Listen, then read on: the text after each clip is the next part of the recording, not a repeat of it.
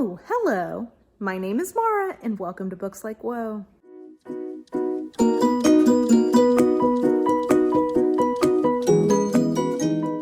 Alrighty, so today is a video that is a perennial favorite here on YouTube in different genres, but today is YouTube made me read it, not buy it, but YouTube made me read it. And I am going to be talking about the books that I specifically do not think that I would have ever gotten to or heard of or picked up if I had not heard about them either from one person on Booktube or just consistently like the consensus of Booktube being that this was something worth my time. So let's start with the ones that are specific. I can tell you the booktuber who inspired me to read this book. We'll start there and then maybe we'll go to more general ones. I don't know. It's been like 2 years since I've done this video.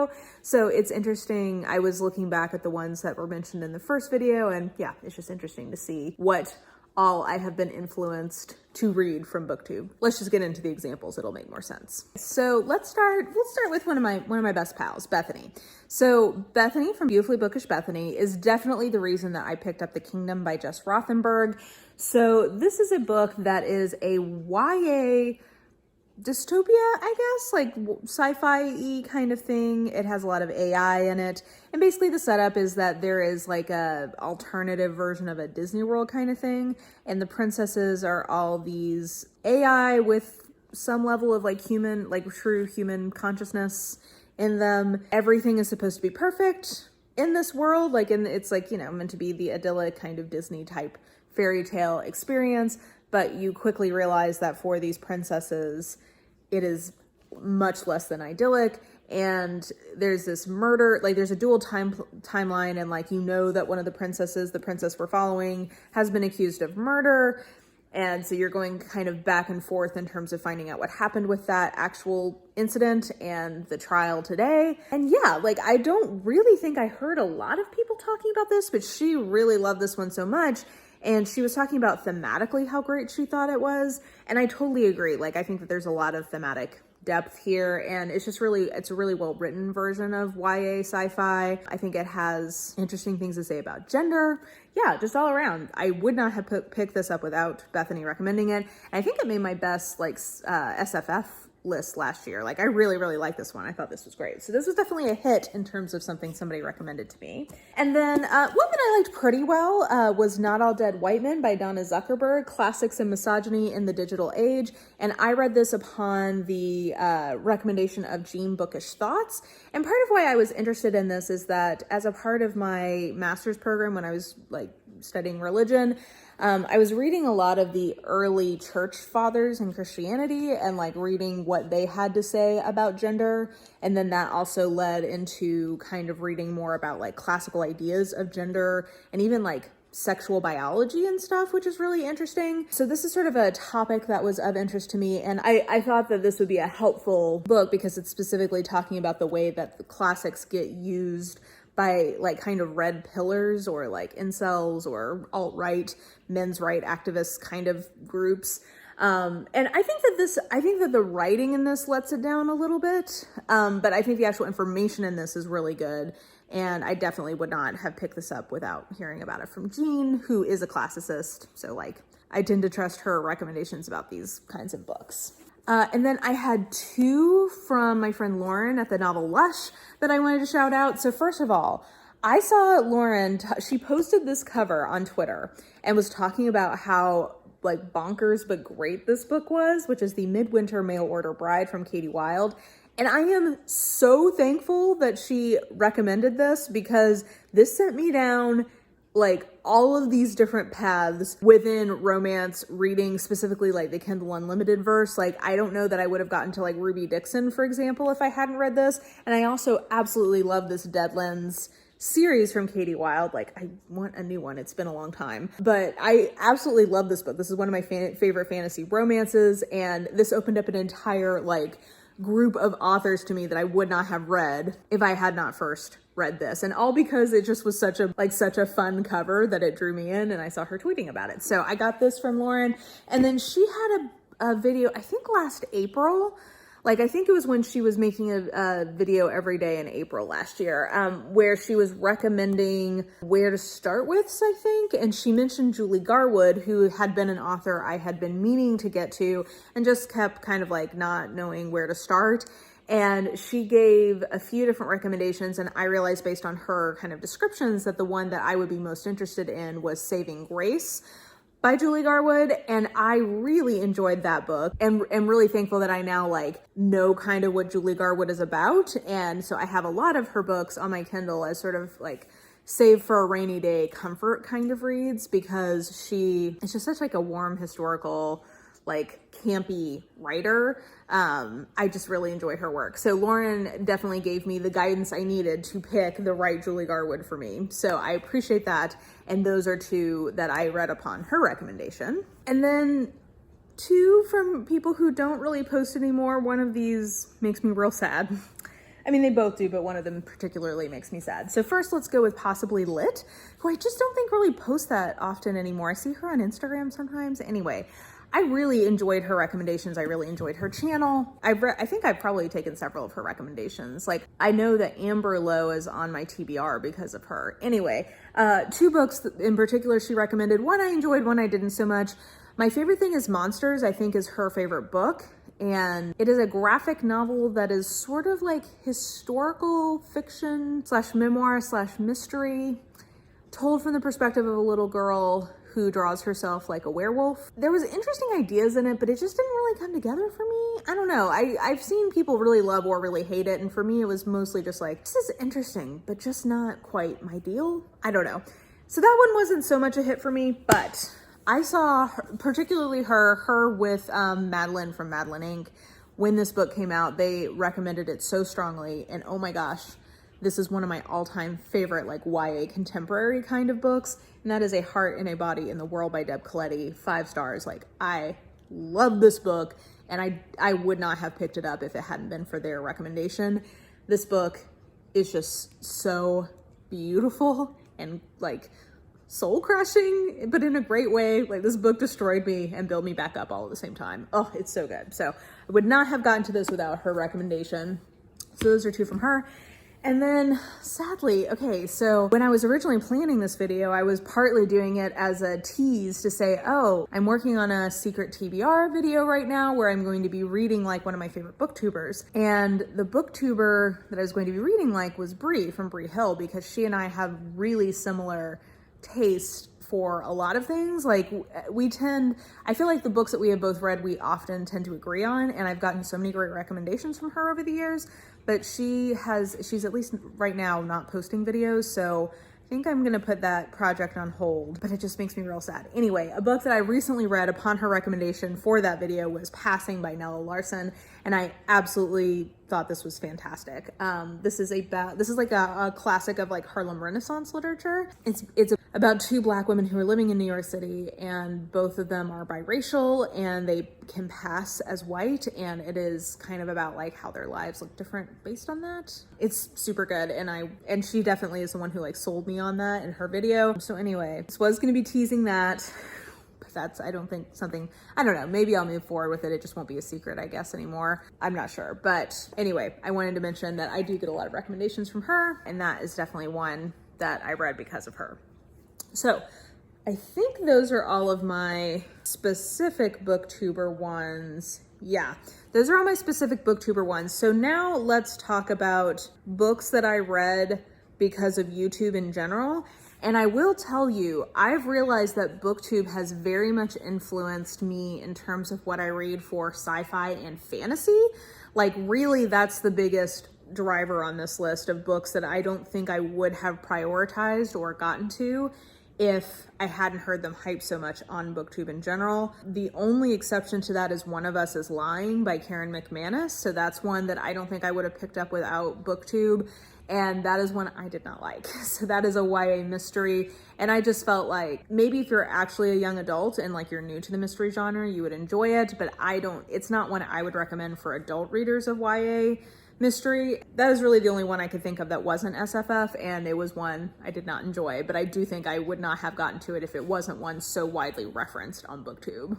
Maybe let's go with the middle grade YA fantasy sci-fi stuff first. And I don't know, I don't know that I'm going to get into these in a super amount of detail. Mostly I'll just tell you what it's about and what I did or didn't like about it. So first, I definitely don't think I would have gotten to Akeda Witch and then Akeda Warrior if it hadn't been for Booktube. This is by Nnedi Okorafor, and this book is borderline middle grade YA. Akeda Warrior is definitely YA, and this is a Nigerian-based magic system and sort of a type of boarding school magic type book. And it is so well written. It's so imaginative. It's dark. It's great. So I really enjoyed both of these books in the duology.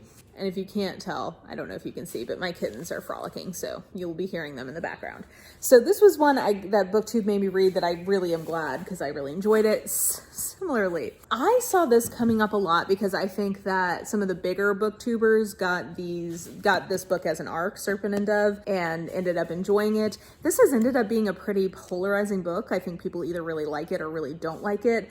I personally think that this is some real campy good times. Like, this is so just like soapy and fun, and that's sort of the lens through which I read it. I don't read this as like super like uber well developed fantasy world. Like, that's not what to read this book for. If you are looking for a kind of soapy romance, like new adult type romance that has a background of a fantasy world that creates a kind of like Romeo Juliet type situation, that's the perspective to bring to this book. But I personally really liked it. So these are two ones that I really liked. Other ones that I have read because of Booktube that I was more so-so on are The Gilded Wolves by Roshani Chakshi, which was only okay, but I saw that hyped up and I requested it because of the hype. 3.5 stars. It was only okay. Wicked Saints by Emily Duncan was not my truth. That one I think I gave 3 stars to. Yeah, I don't know. It seemed kind of derivative and underdeveloped in terms of its plot, but that's one that I definitely got to because of Booktube. The Diviners by Libba Bray is one I got to because of Booktube, because I know that there's a lot of love for that series. I would call it maybe like a paranormal historical fantasy kind of thing.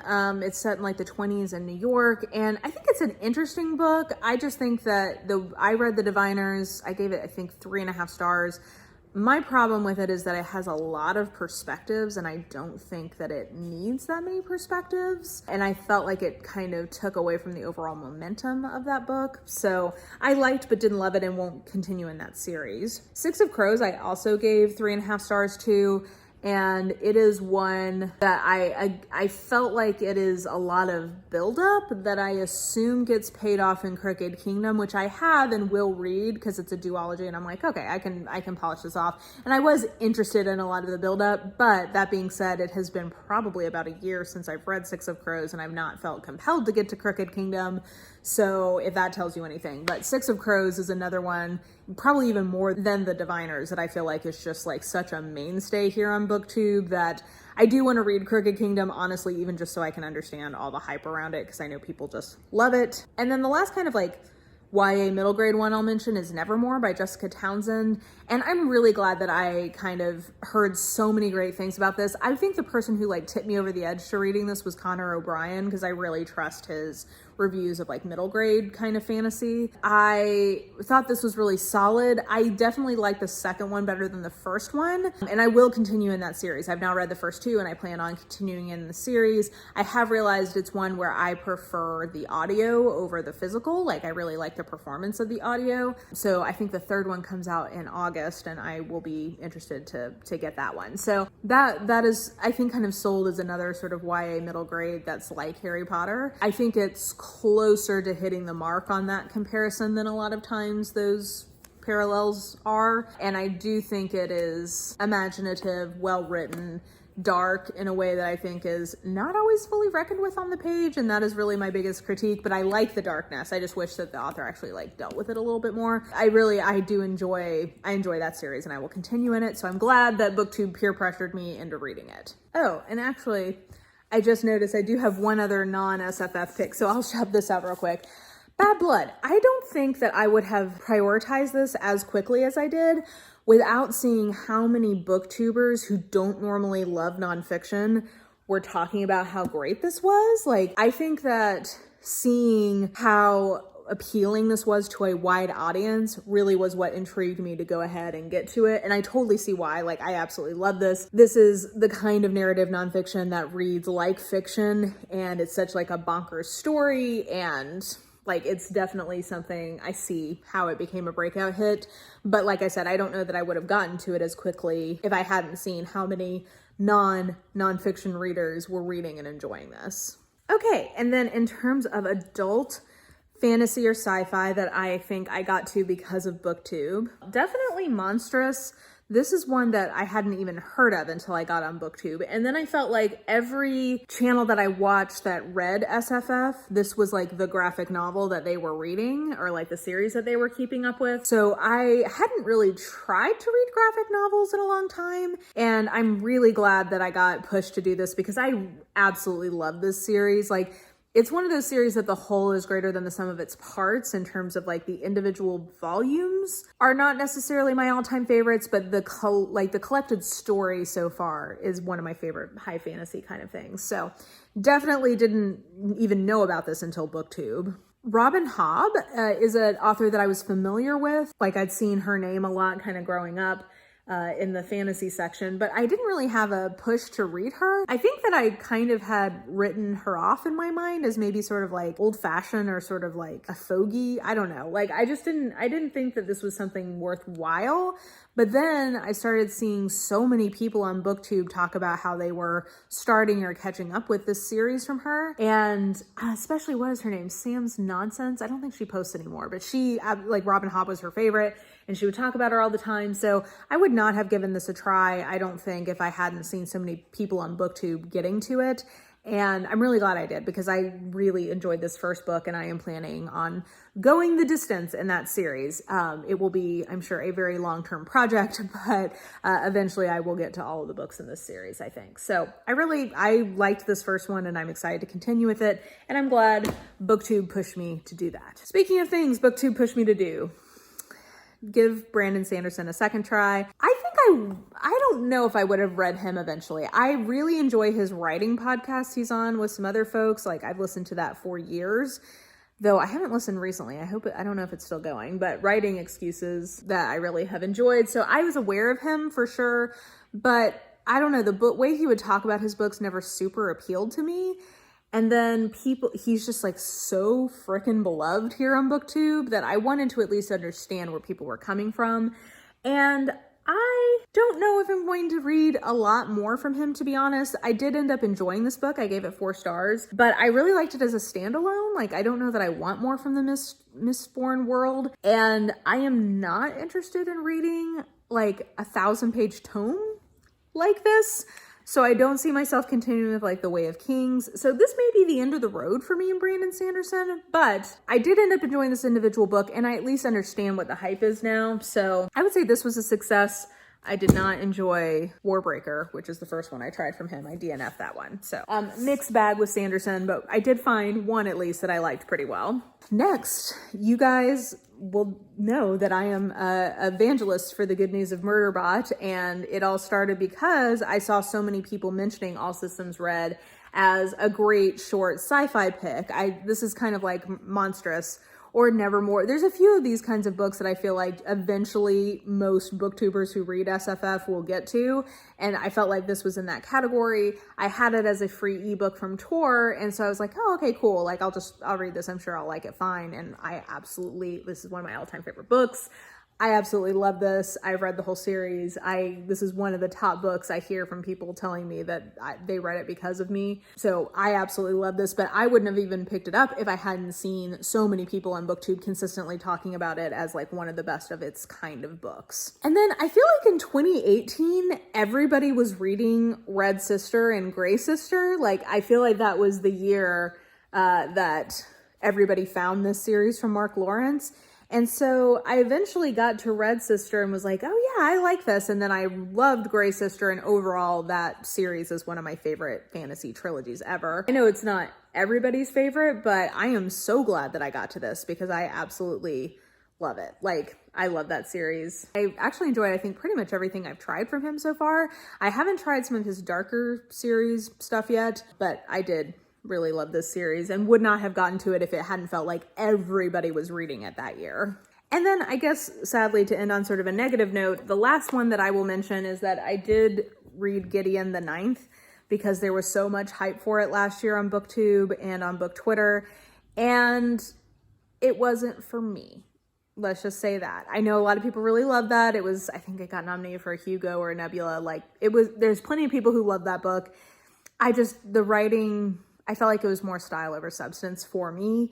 So that was one I ended up DNFing. So yeah, those are some books that Booktube made me read. And actually going through this, it was interesting to me to see some of the patterns, which are definitely that in terms of sort of general consensus, it seems like I'm more easily influenced to try something for SFF type picks than for other genres. And maybe part of that is because I do think Booktube is one of my primary sources for hearing about SFF titles, whereas like romance, I have some blogs that I follow pretty consistently that are more likely to influence me. So that was interesting to realize. I think most of the books I mentioned, I at least liked, if not loved. So I do think that the recommendations I'm getting from Booktube, I seem to do a decent job of discerning if it's a recommendation that will work for me. So good job, Booktube, for helping people find what they want to read. So yeah, I feel like those are kind of the two trends I discerned, and I actually think most of these were ones I liked, which was exciting to realize. So let me know in the comments if there are a couple of books that you know that you would not have read if you had not heard about them on Booktube,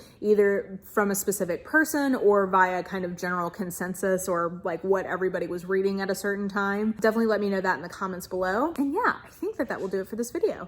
So if you enjoyed it, please like, subscribe, follow me on the social medias if you are so inclined. I have all that information listed in the description box below, along with a link to register to vote. And yeah, I think that will do it for now. I hope you guys are having an absolutely lovely day today, and I will just talk to you soon. Bye.